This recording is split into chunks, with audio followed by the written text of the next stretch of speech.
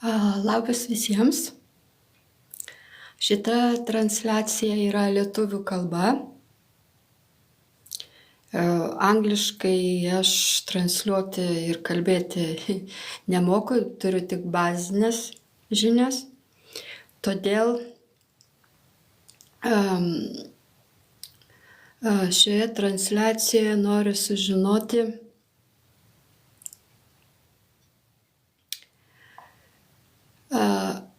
ar yra norinčių žinoti apie runas, jų paslaptį ir maginį jų pritaikymą.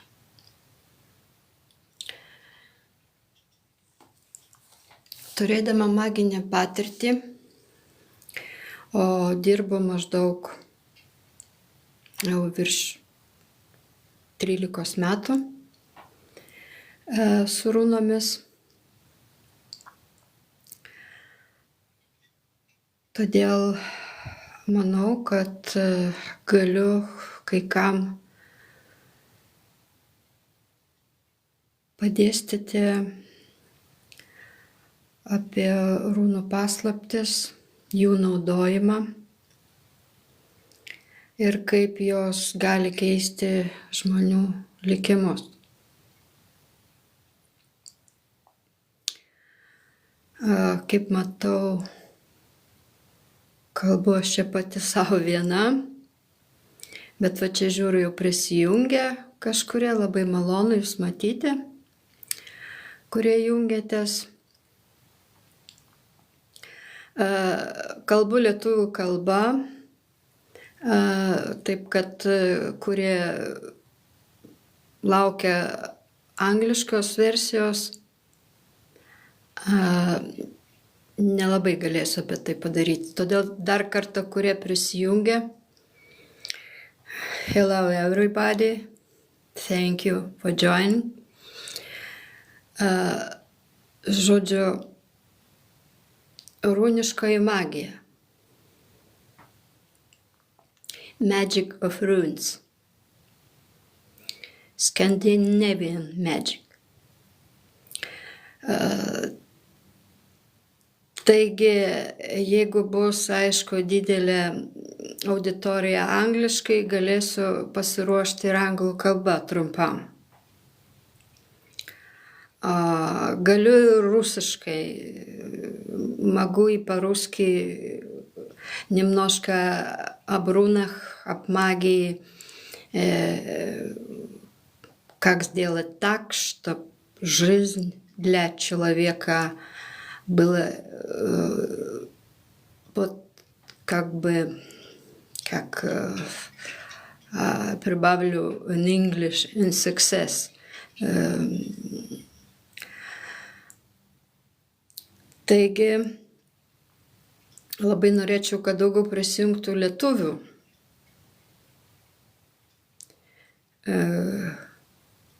Thank you, Rafaelis.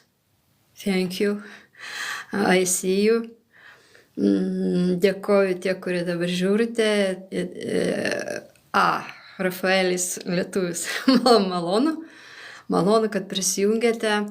Dar kartą kartosiu, kad čia atlieku tokią kaip apklausą, apžiūrėjimą, pirmas mano transliacija pirmoji gyvai.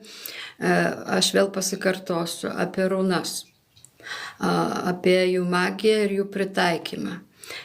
Runos čia iš karto visiems įeina į tokią kaip ir kaip ezoterinė tema, bet nelabai įeina runos į tą ezoterinę temą, kadangi runos yra karinė magija. Karinė. Čia neina apie kažkokias raganavimo principus ar dar kažkas. Tai yra runos, tai yra logika, jėga, pašvęsta dievų, skandinaviškasis panteonas. Su to dirbu jau gana ilgais, kaip jau minėjau, 13 metų ir jau dabar jau daugiau eina. Jos iš esmės kaip ir sakiau, karinė magija, jeigu taiso likimą, tai taiso teisingai, tvarkingai, ir jeigu žmogus klysta, pačiam savo jis nusikalsta, tai runos padarys taip, kad tas žmogus suprastų, kur jis klysta, šiek tiek duoda per galvą, bet po to jis atsistato ir žino, kur jo keliai, kur jo sėkmė, kur jo harmonija ir kur jam reikia eiti. Ačiū, vat Venera prisijungė ir daugiau čia neperskaitau, labai malonu. Žodžiu, tai vat ir klausiu, vat Svitlanka, vat. Здравствуйте. Žodžiu, tai ir klausiu aš jūsų, ar būtų įdomu, kad paplanavus va taip ant transliacijas šiek tiek papasakočiau pradžioje apie runų mantiką, o tai yra, sveika Roma, mantika tai yra pranašavimas. Runos turi dvi tas funkcijas. Viena pranašavimo mantika, tai yra, kada žiūrim procesus, įvykius, analizuojam, aš dažnai analizuoju ir ekonominės, ir politinės, neanalizuoju meilės temų, jų net nežiūriu, kadangi gyvenime yra daugiau įvykių svarbesnių nei kad meilė. Meilė yra psichologijos tema ir sfera. Nuo žmogaus psichologijos priklauso visi tie emociniai dalykai. Runos nėra labai tokios jau, kaip čia pasakyti,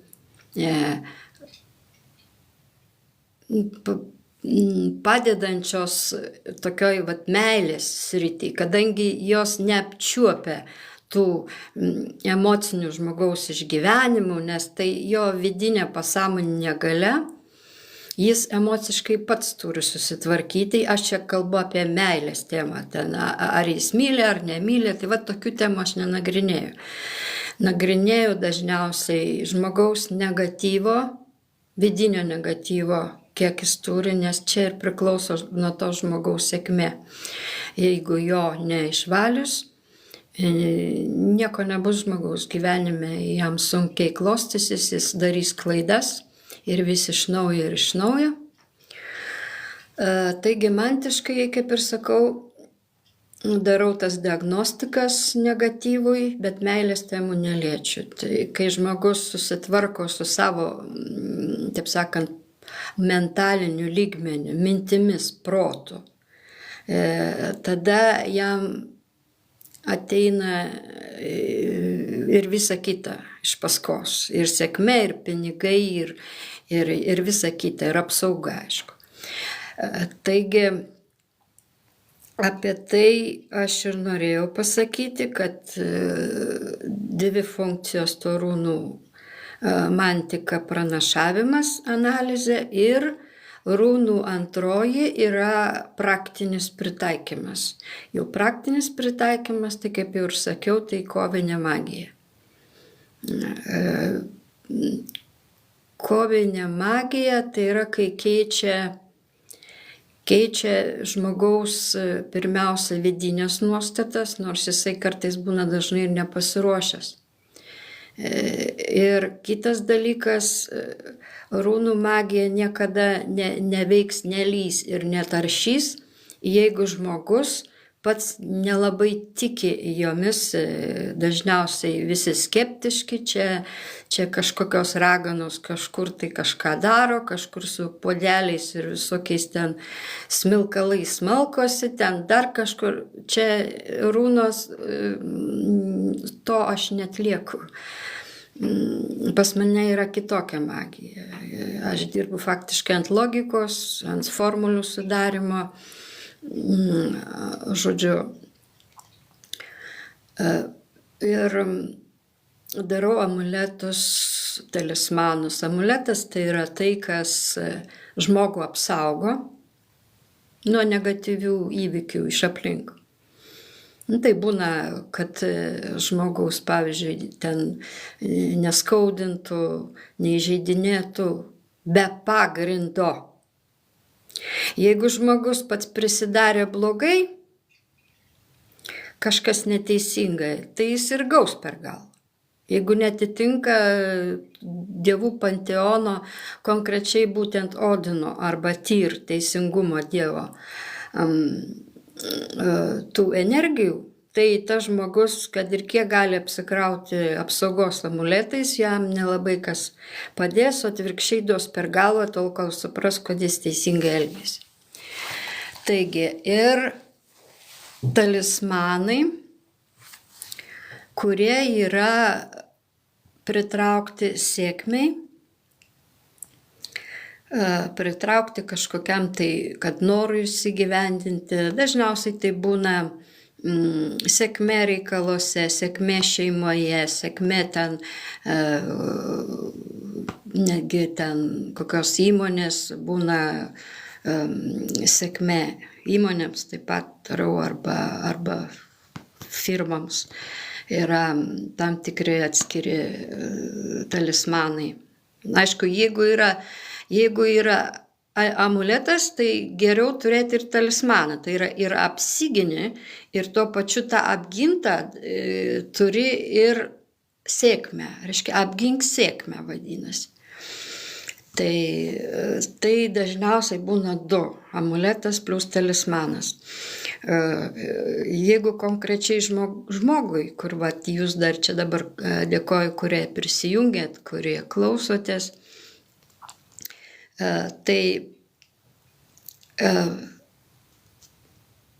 dažniausiai žmogui pirmiausia, kai jam nesiseka, kai jam viduj taip viskas susisukę, mintys klaidžioja, daromos klaidos, apsigaunama. Daug iliuzijų viduje. Aišku, aš turiu atitinkamus maginius reikmenis, kur nustatau, kiek žmoguje yra to, kas jam trukdo. Ir tik nustačius, koks yra vidinis negatyvas, tuomet darau valymą energetinį. Jis trūksta 9 paras, atsiprašau. Per tas 9 paras įvairių dalykų būna, yra tam tikra informacija pas mane, ką visada ją atsiunčiu, pasiskaito, kas vyksta. Ir tik po to žmogui pradeda eiti tas, į ką jisai turi ir eiti, teisinga linkme. Kad ir jam toliau tų klaidų nebepasitaiko, nes tiek emocijos pasitvarko, tiek mentalas vadinamas mintys pasitvarko, aš jau nekalbu, kad pasąmonę paliečia. Ir kai visa tai susitvarko, tada žmogus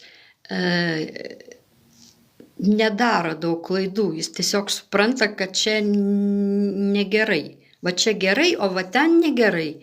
Reiškia, aš turiu tą imti, o ne kaip anksčiau per iliuzijas rinktis kažką. Dar ką noriu pabrėžti, tai jeigu darant energetinio negatyvo valymo programą, tai valymo metu daug kas atkrinta. Kaip negatyvas žmogui, kuris jam gyvenimą gadina. Tai gali būti netgi žmogus, kuris gyvena su jumis kartu, pavyzdžiui. Pavyzdžiui, vyras ir žmona, ar ne? Jeigu žmona pasidaro valymą, kartais būna taip, kad ji su tuo vyru net išsiskiria. Aš tai sakau taip, kaip jau daug iš praktikos žinau. Būna taip. Reiškia, antiek vyras žmonai to negatyvo prikimšęs yra, kad ta žmona jau tapusi auka. Ir per valymą jinai pati supranta, kad čia tikrai jau viskas, čia tas vyras man jisai viską kliudo, viską daro taip, kad negaliu aš ten, negaliu ten ir jei gyvenimas nesiseka, tai būna taip. Arba jeigu gyvena kartu, tai draugas išeina, arba jeigu daroma vyrui valymas, tada draugė išeina, arba, žodžiu, tas, kas nebereikalinga, kas atgyveno, kas kaip šablonas jau visiškai trukdo, energetinis negatyvas tą pašalina. Išskyrus tos atvejus, kai pavyzdžiui yra negatyvas paveldėtas iš giminės kažkur tai labai seniai, kur jau ten atkast neįmanoma. Kiek žinau, ten tarologės ten daro su kortomis, ten ieško, kur ten kažkada tai kažkoks prakeiksmas uždėtas, ar ten kažkur pakenkta. Aš tokių dalykų nenagrinėjau, nes runams neįdomu tas, kas ten buvo kažkur šimtmečio atgal. Jis žiūri čia ir dabar. Ką taisom? Ir todėl ir sakau, kartuoju, kad runos iš tikrųjų yra karinė magija, nereikia išsigąsti. Čia nėra toks, kad pasmilkau, arba kaip aš čia matau, ypač TikTok'e ten, kad aš išliesiu vašką ir nuimsiu negatyvą. Neišeis čia nieko. Jokiais vaškais jokio negatyvo nenuimsi. Gal tam kartui ten kažkiek žmogui pagerėja, kaip placebas. Kad kažkas man kažką varvino vašką ir man gal nusiėmė. Nenusiėma. Taip per kartą, nes jeigu jau valymas 9 paras trunka, tai įsivaizduokit, kokie procesai vyksta. Dabar kortomis, kai būna, sako, irgi ten kažką. Nenusiėmus. Jau nekalbu apie smilkalų kažkokiu. Taip, galima ten, sakykime, su smilkalais, ten pelyno, ten valyti patalpas, taip, bet runos geriau tą daro, kadangi darau žvakės patalpų valymui, tiesiog su runomis. Ten yra žvakėje pačios runos, jos dega kartu ir valo su tam tikra, aišku, instrukcija, kurią irgi pateikia. Tai štai, matau, tikrai daug prisijungė, malonu. Žodžiu, ir tai va, ką noriu pasakyti. Jeigu iš tikrųjų būtų didelis noras kažkiek tai daugiau žinoti apie runas, aš temas parinkčiau taip pati, nes taip iš karto viską nusakyti apie runas neįmanoma. Net aš pati dar daug ko nežinau, nors 13 metų dirbau praktikoje. Tai jų išsemt neįmanoma. Ir tai vieninteliai maginiai ženklai, kurie išlikę ir visą laiką išliks ir veikiantys dabartyje. Kai dabartinės energijos šių laikų faktiškai labai silpnai veikia, pavyzdžiui, buitinė magija. Ten, kas yra ta buitinė magija. Tai kaip aš sakiau, blideliai visokie tenais, smilkaliukai, ten žvakės varvinimas, ten dar kas, čia buitinė magija. Tai tik tai paviršius. O kai dabartinė energija šių laikų yra tokia sumaišyta, visi įvykiai antiek sukasi ten, vienas ten, kitas ten, tai buitiniai magijai to iškasti nėra taip paprasta ir jinai tik laikinai, dienai galbūt. Dar kitas dalykas, aišku, jeigu neimant runų magijos, dar kiek aš žinau, tai žinau ir kartais naudojusi kapinių magiją. Ten yra irgi stipru. Nes kiek žinom, mirusių žmonių yra žymiai daugiau negu gyvųjų. Čia jau logiškai. Per tiek šimtmečių. Tai taip. Todėl tenai irgi labai stipra. Bet ten dirba profesionalai, kurie tikrai jau tą linkmę eina, o ne kiekvienas turi savo sritį, magas arba žynys. Šiaip aš daugiau save laikau žyne. Ir tik tai tie, kurie dirba vieną kryptim, nesimėto ten ima ir runas, ir kortas, ir ten, ir visokius akmenėlius, ir ten bėga į kapines, ir ten dar kažką. Tai blaškymasis, bet ne mago darbas. Tai štai gal tiek ir norėjau šiandien pasidalinti su jumis. Jeigu iš tikrųjų bus noras, tai jūs rašykite man žinutes. Aš čia šiaip nelabai šiame TikTok'e tų algoritmų nelabai susigaudau, žinokite.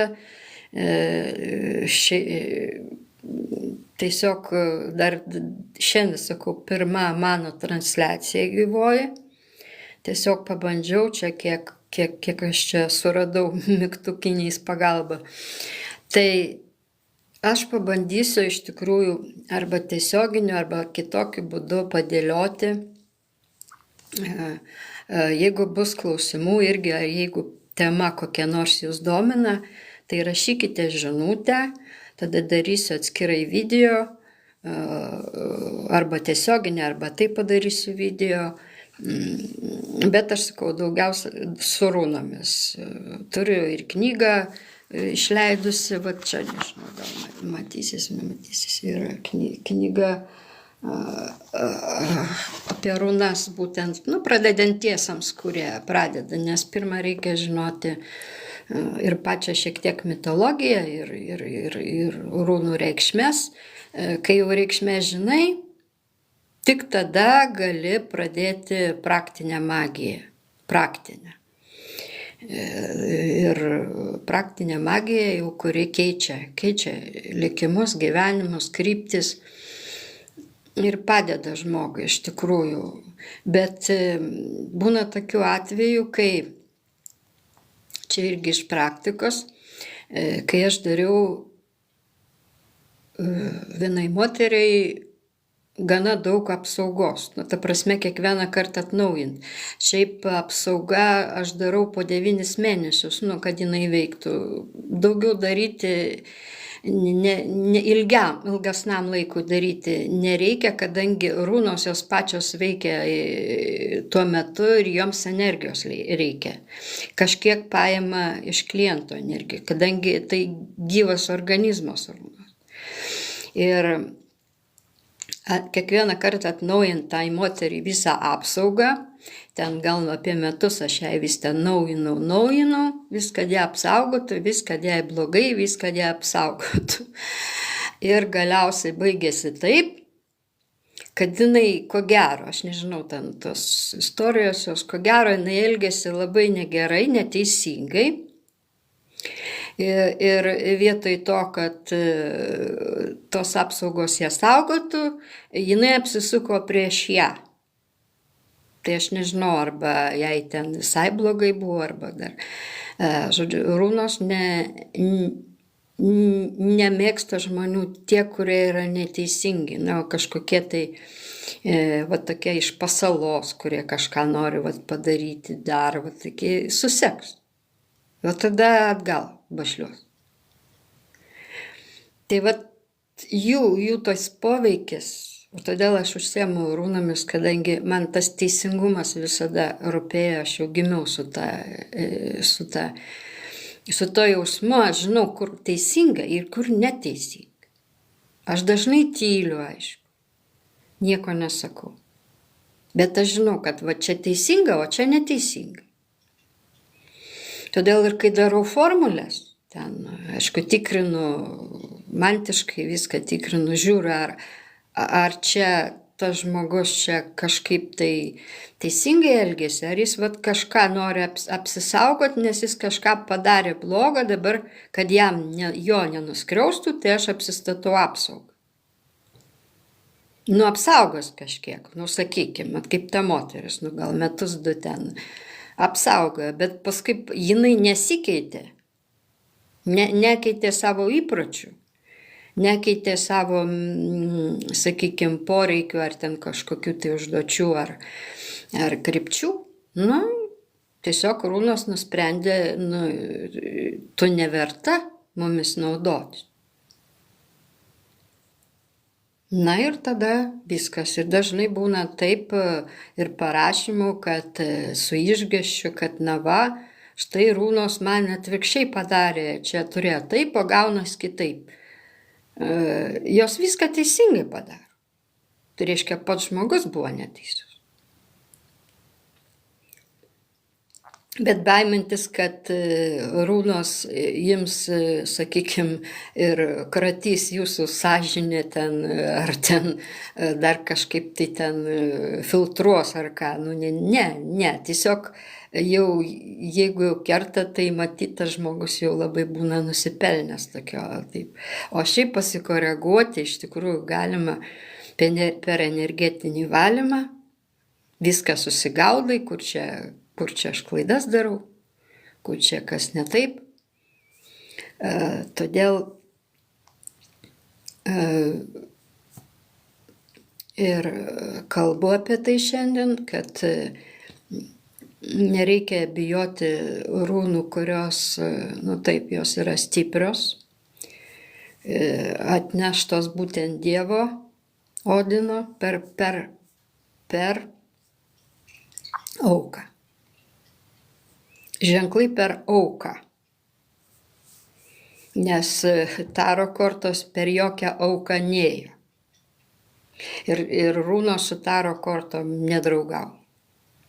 Nors daugelis mačiau ten tų visų ten raganų ar ezoterikų, aš nepažįstu asmeniškai nei vienos, nes nei su viena nebendrauju.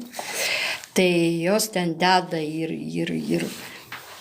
ir taro kortas, ir runas čia deda, viską deda ant stalo. Nu ne, jeigu eini, tai vieną kryptimį eini ir gerbi tą, ką iš tikrųjų žinai, kad tave palaiko, kai aš to niekada nedu, nes aš labai pagarbiai elgiuosi su runomis, tiesiog tai ir ritualai yra atliekami kiekvieną kartą. Vat, pavyzdžiui, visą laiką yra ritualai atliekami gamtoje, ne taip, kad aš atsisėdu ir padarau ir viso gero.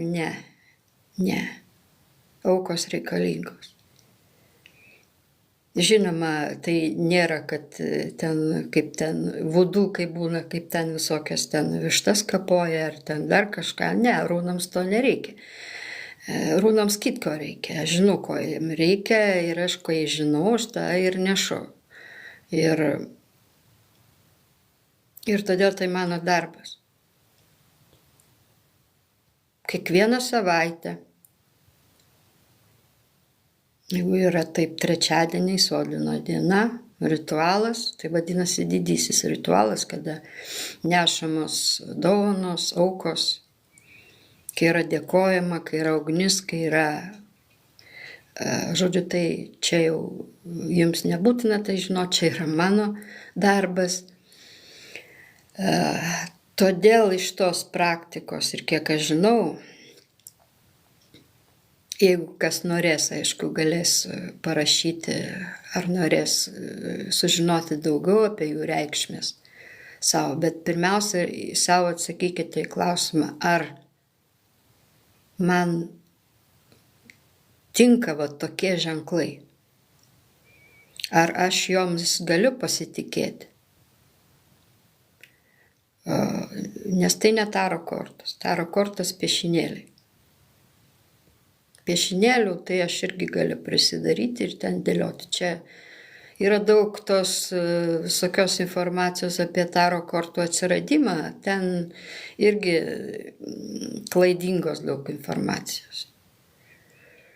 Nežinia, nei kada atsirado jos, nei kaip ten tiksliai atsirado. Vat, žodžiu, vieni aiškina, kad iš Egipto, kiti aiškina dar iš kitur. Bet aš nesigilinu. Tai aš gilinusi tuo, ką aš žinau ir ką aš praktikuoju. Taigi, mano mylėjai, kurie prisijungėt, labai dėkoju, kad išklausėt. Ir jeigu jūs domintų apie runas, Jeigu norėtumėt kokio nors energetinio valymo, jeigu jums nesiseka arba kažkas neaišku, savyje ten susipainėja, bloga savijauta, o tai būna iki depresija čia savaime, aišku, jau čia. Tai rašykite žinutę, turiu Facebook'e, aišku, savo atskirą grupę. Facebook'e su Zita net ir kaip ir čia, tik tai mano maginė grupė yra misterija. Paieškoj galima surinkti misteriją ir ten yra mano grupė. Ten irgi dedu pranašavimus, kai kurias misterinės mintis, apžvalgas, žodžiu, galite pasižiūrėti, prisijungti, mes vieni kitus, manau, susirasim, nors aš sakau, tik pirmą šiandien dieną pasileidau transliaciją, dabar galvoju, kaip čia dabar išsijungti, kaip išsijungti čia man reikia, žodžiu.